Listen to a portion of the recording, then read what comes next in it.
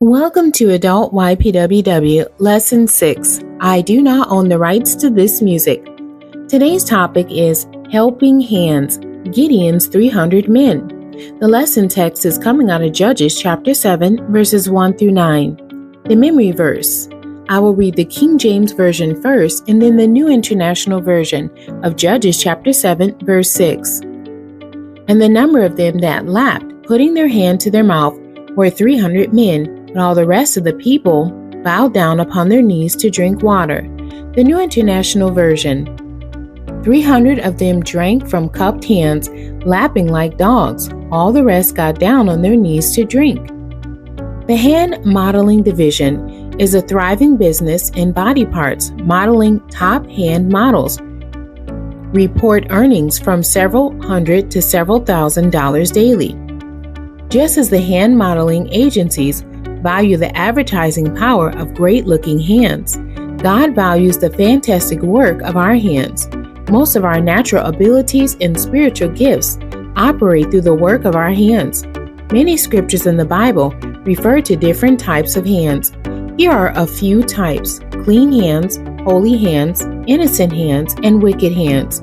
There are several events recorded in the Bible when believers would lay their hands on the sick and they would recover. We have also read several biblical accounts of Jesus laying his hands on the sick and healing them. Our lesson today is about hands that volunteered to work on a team. The 300 men in Gideon's army had cupping hands. They are our unsung heroes for this week. Once again, we don't know their names. However, we do know their heroic deeds.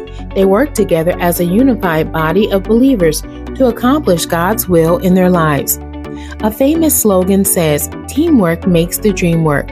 This is a true statement. The 300 men in our lesson were a fantastic team whose willingness to work together won them national acclaim. They were Gideon's army. God had given Gideon an assignment to fight the Midianites, who planned to attack his people, the nation of Israel. The 15,000 men of the Midianite army had planned to invade the Israelites and steal their food supply. When Gideon started building his team to fight the Midians, he set up an all-call recruiting event. A group of 30,000 men showed up to this call to be in Gideon's army. A group this size could undoubtedly defeat the Midians. However, God told Gideon to downsize his army with two elimination indicators, the fear factor and the water drinking test. Gideon said the 30,000 men, if any among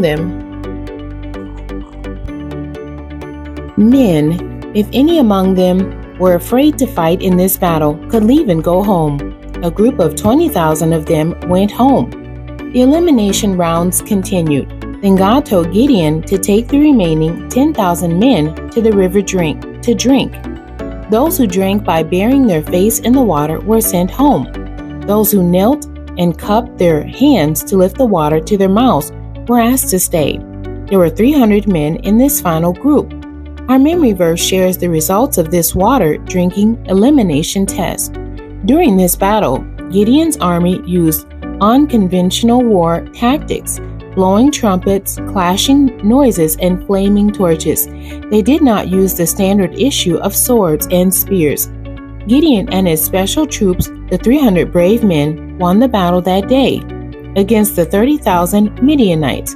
God provided to the nation of Israel that his strength won the victory that day. This week's goal is to encourage you to work on or join good, wholesome teams whenever possible.